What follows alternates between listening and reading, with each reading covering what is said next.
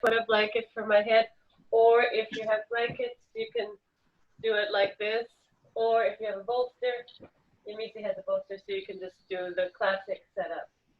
All right, but I just put these options out so in case people don't have the props. And we're going to start in Supta. So Marlise, go ahead and start the recording if you haven't already. I did. Okay, so we're going to start in Supta Baddhakonasana. So sitting in front of your bolster. If you have two straps, if you don't have a strap, then don't worry about it. Just bring your feet into Baddhakonasana, but then give yourself some support, rolled blankets or towels or something under your thighs.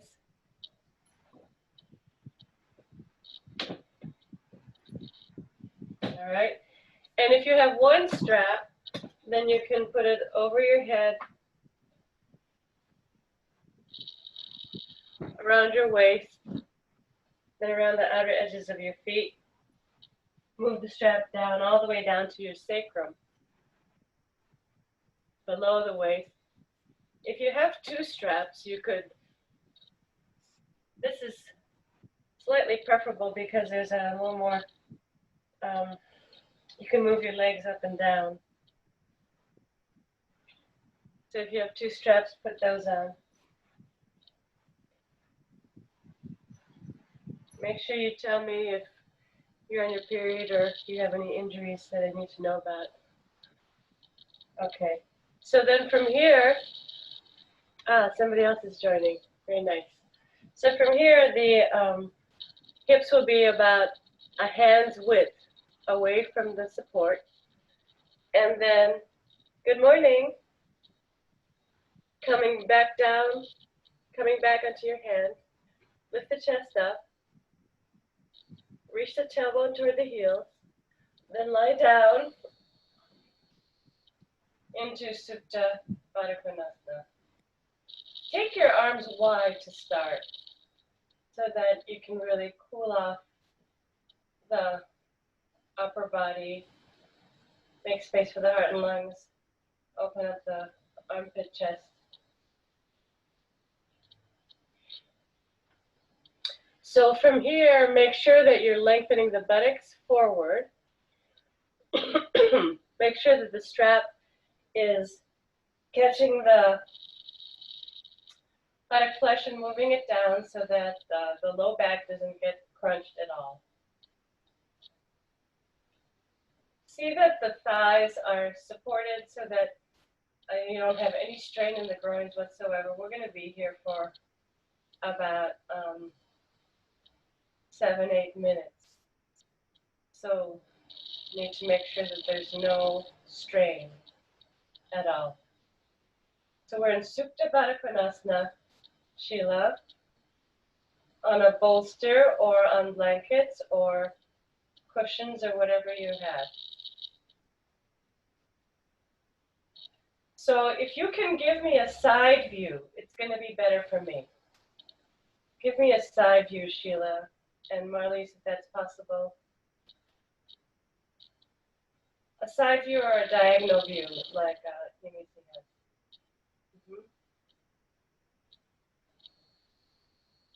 Okay.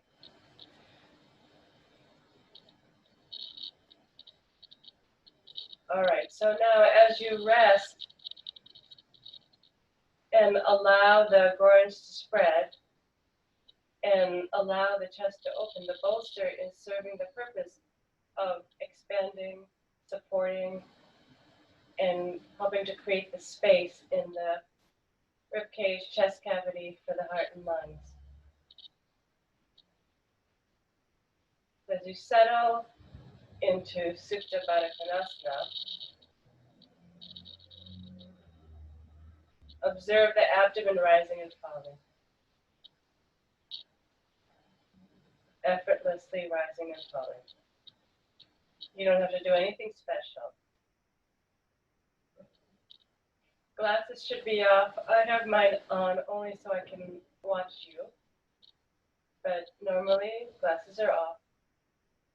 Let's see. Marlise, can you fold your support in half lengthwise to give yourself a little bit more height under the chest. Fold your blankets one more time, or let's see, open it, unfold it once, and now fold it horizontally. Hold it, hold it in half, fold it in half. No, keep it just as is. No, fold it the other way. Yes, fold it in half. No, the other way. Fold it in half the other way. Yes, now fold it in half again. Yes, now do the same thing with the other one. Yeah. What I'm looking for is a fold of the blankets that's going to simulate, more or less simulate the bolster shape. The purpose of the blankets is to, or the towels, is to support the entire spine. Yeah, okay. Then put that one on the bottom, Marlies, and then the other one on top.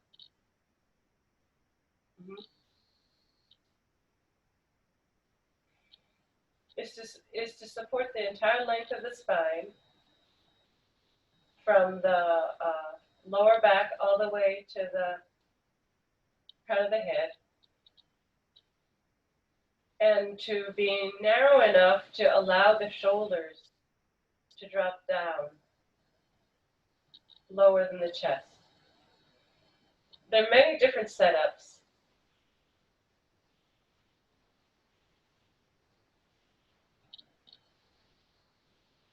Yeah, that looks better, and then you could use the other pillow for a pillow. Yeah, the green pillow for your head. Okay. Yes, that looks better. If there's not enough support, then you're not going to feel like the chest is raised. Chest should be higher than the hips, and the forehead slightly higher than the chin. Scoot the buttocks forward, Marlies. Scoot the buttocks forward quite a bit. Lift the buttocks slightly. Yeah. Scoot the buttocks forward. Now lie back. Come to your elbows. Then come all the way down. Everyone, lengthen the back of the neck and bring your chin down a little bit. Bring your chin down a little bit in order to encourage the senses and the consciousness to flow inward toward the chest. When our minds are busy, our consciousness floats upward toward the forehead, toward the crown of the head. But when we're trying to subdue our senses, quiet our minds, then the attention should flow downward into the heart center instead.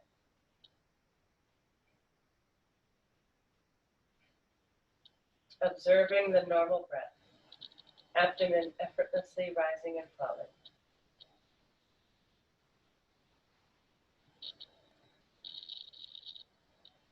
Now, in asana class, we've been talking a lot about the groin. So now, imagine that you have breathing apparatus all the way down in the groins, in the lower abdominal region, just above the hip crease. And begin the breath, the in-breath there. So exhaling completely. Begin to cultivate the in-breath coming from the lower abdominal region and the groin region, right where the legs end and the trunk starts. And draw the breath up from there, through the abdomen, through the side ribs, all the way up to the chest, all the way up to the collarbones, pit of the throat, and then exhale. Let the breath be soft. Don't try to do a deep breath right away. Let the breath be very soft. And let the breath develop gradually, without force, without strain.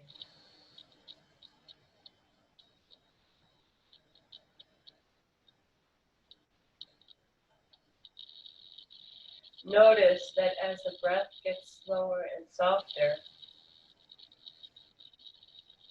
drawing the breath all the way up from the groin, then you will need to pull the abdomen up and back in order to lift the breath into the ribcage. And all the way up to fill the ribcage. Now, if this is new for you, be very mild in your efforts. Don't be forceful at all. It's counterproductive in pranayama to be aggressive or forceful. So if this is new for you, be very mild, be very gentle.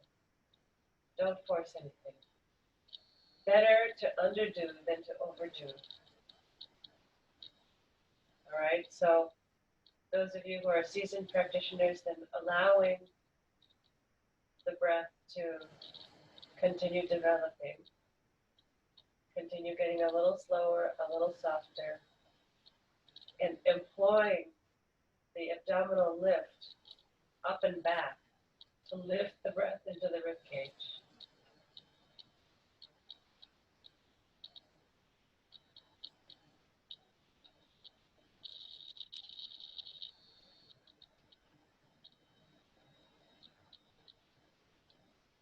And observe how it feels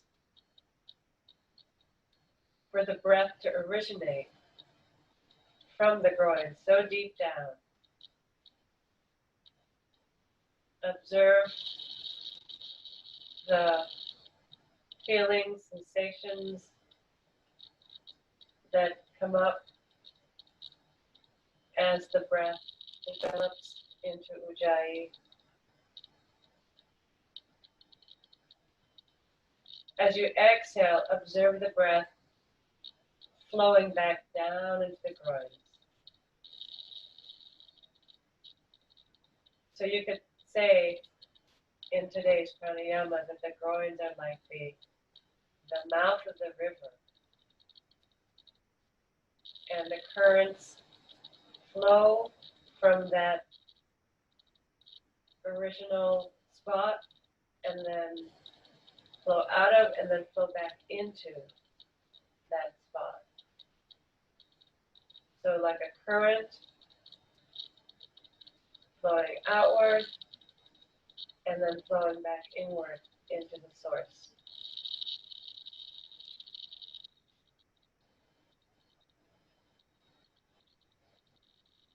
Observe what it feels like to have the breath flowing outward, upward, and then to have it flow back down and into the groin.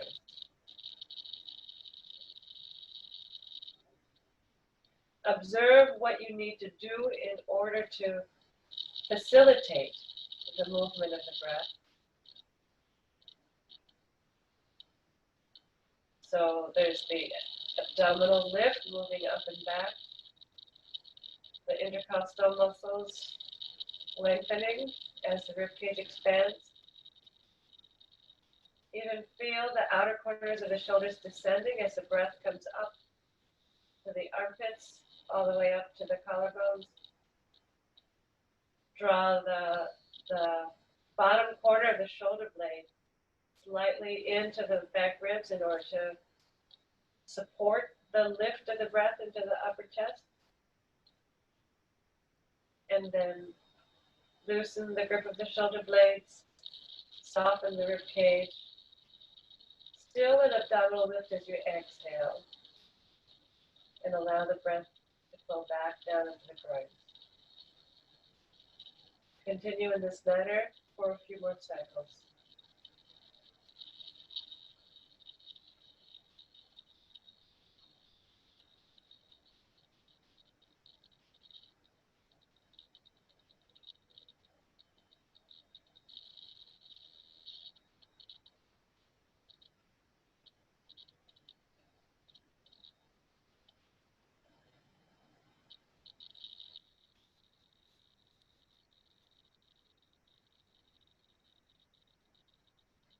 Finish this cycle Return to normal breathing.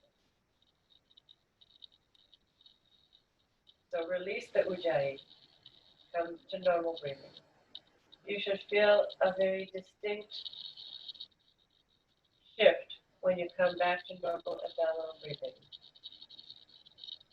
Ujjayi is an enhanced, augmented form of breath work that we just do for limited periods. And then when you come back to the normal breathing hopefully will feel very easy and effortless and soft.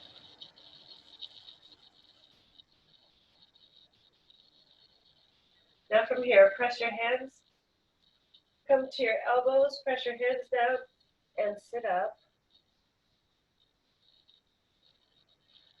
Remove the strap. Stretch your legs out for a moment.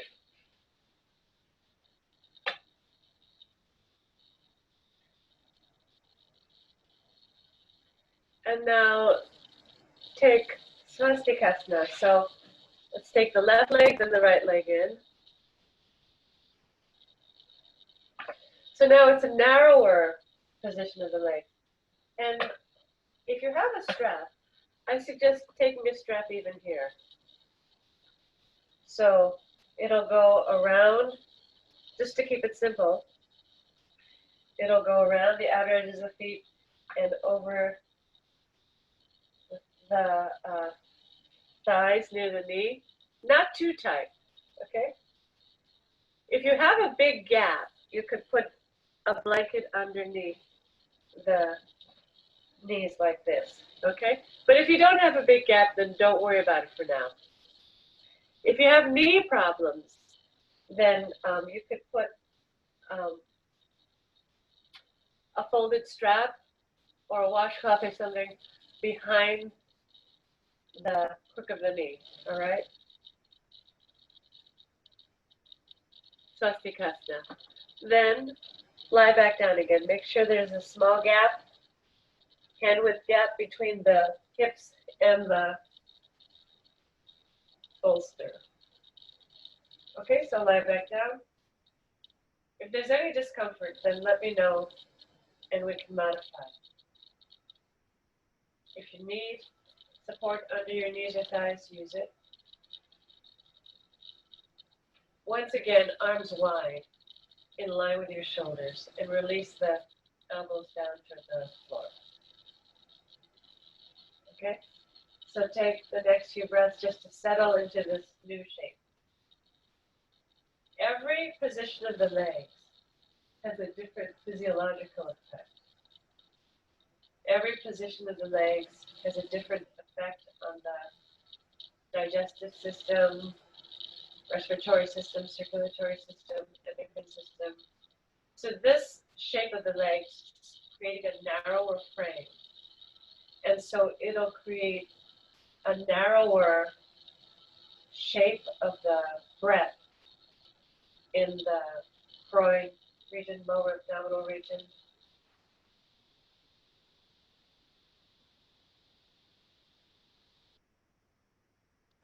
Start to soften and deepen, developing into the Ujjayi once again, originating from the groins.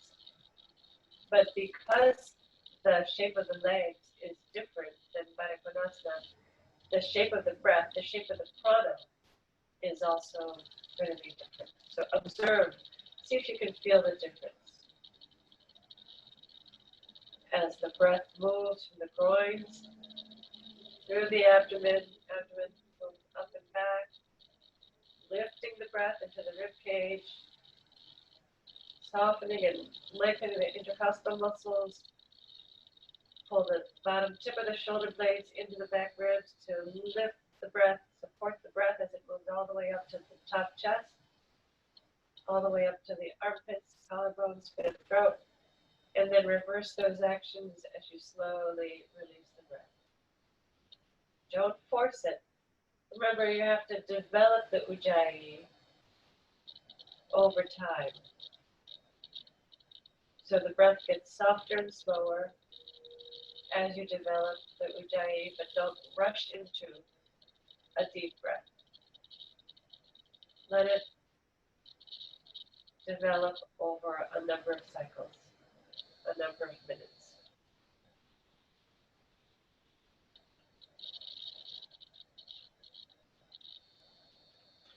And remember, your assignment here is to observe the difference in the shape of the prana, the shape of the breath, due to this variation of the legs.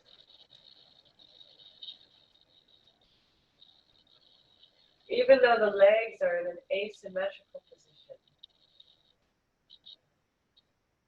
can you create a symmetrical pranic shape through the breath?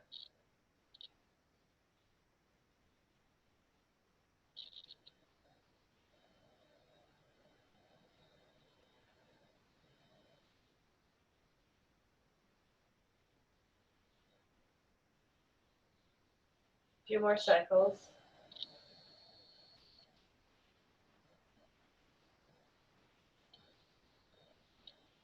Breath originating from the groin.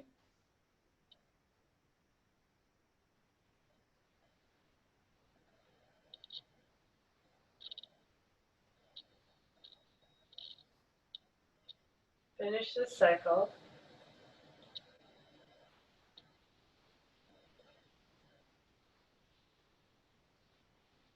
Return to normal breathing.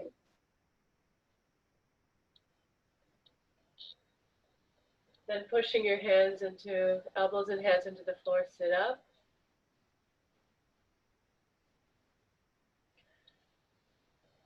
Remove the strap and stretch your legs straight. Change the cross of the legs. So now the right leg comes in, the left leg comes in. All right? And then contain your legs.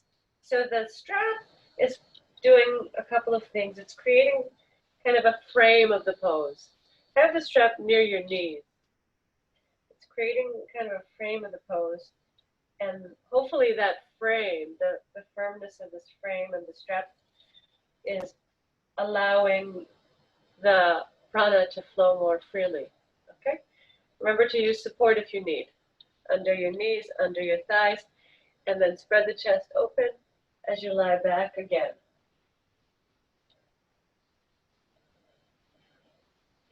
So the pranayama practice asks us to extend the arms out again, in line with the shoulders.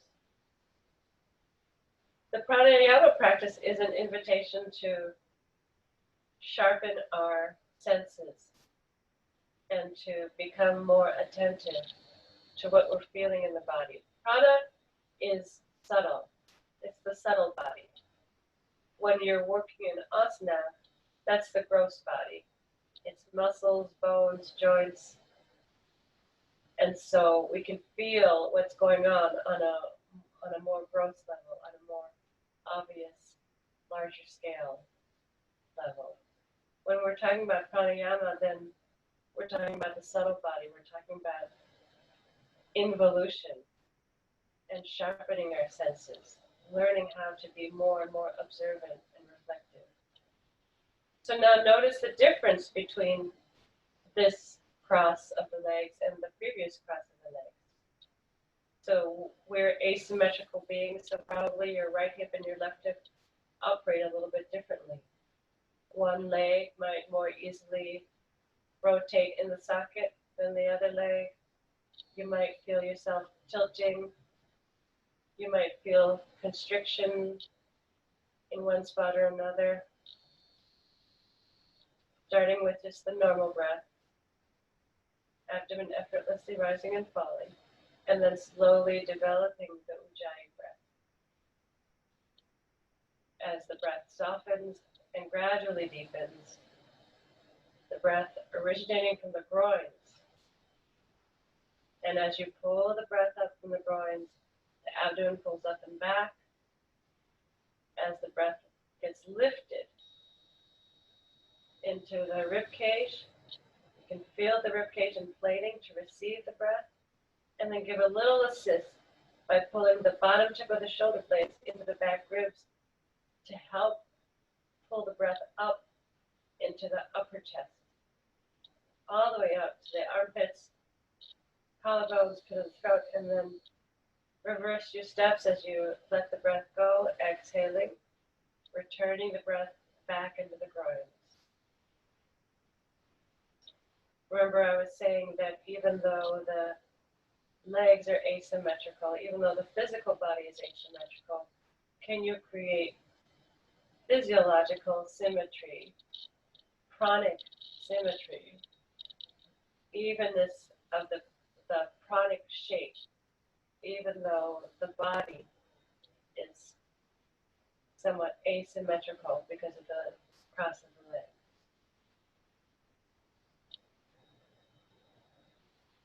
Observe where the breath is touching and where it's not touching.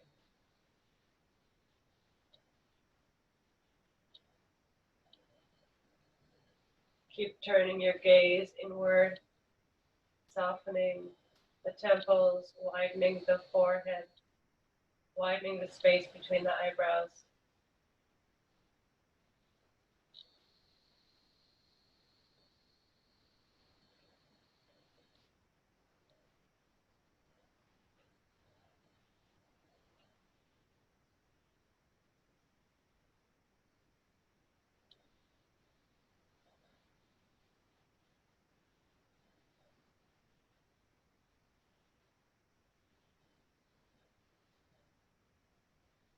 Finish this cycle, then return to normal breathing.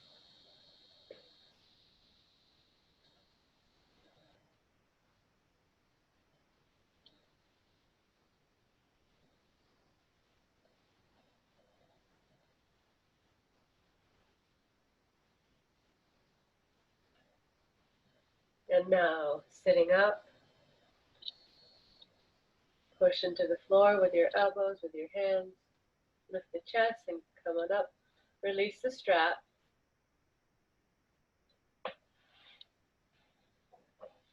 Half an hour has gone by really quickly, and then stretch the legs straight.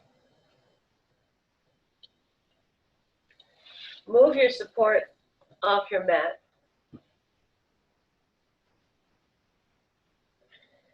And if you can lie flat on your back, do so. If you, because of neck and shoulder issues, you need a blanket or pillow under your head, go ahead and use it. If you want to cover yourself, feel free. All right? And so settle yourself into Shavasana, lengthening the buttocks, come down to your elbows, lie on your back. First, bring your legs together at the center of your mat.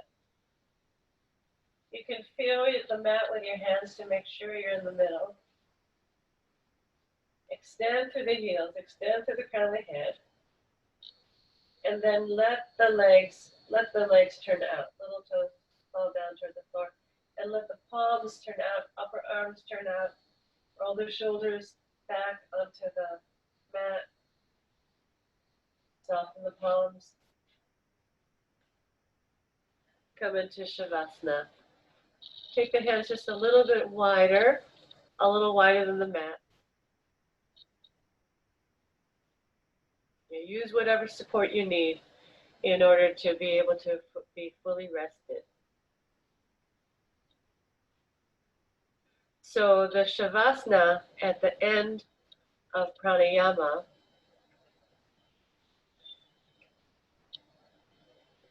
reveals to you how effective the Pranayama has been or not. And hopefully after a good session of Pranayama, you feel very calm and clear in the mind. Not sleepy, but not at all agitated. So there should be a clarity in the mind, a softness of the breath, softness of the abdomen, but kind of a luminosity, which in Sanskrit we call sattva. So hopefully at the end of a pranayama session, you're in a sattvic state. Calm, clear, illuminated from within.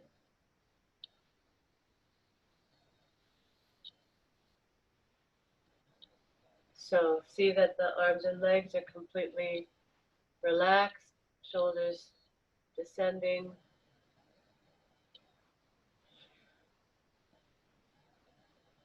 So it's after 8, and so I will sign off, but you can stay as long as you want in Shavasana.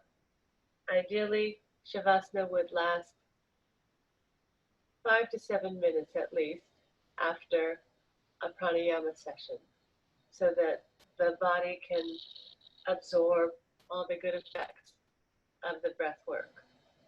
So I'm going to end the meeting, but you can stay and take your time with Shavasana. And it was wonderful to see you all this morning. I'm so glad you came, and I hope you have a wonderful day. We have 9 a.m. class and 6 p.m. class later on too. Okay, take good care, everyone.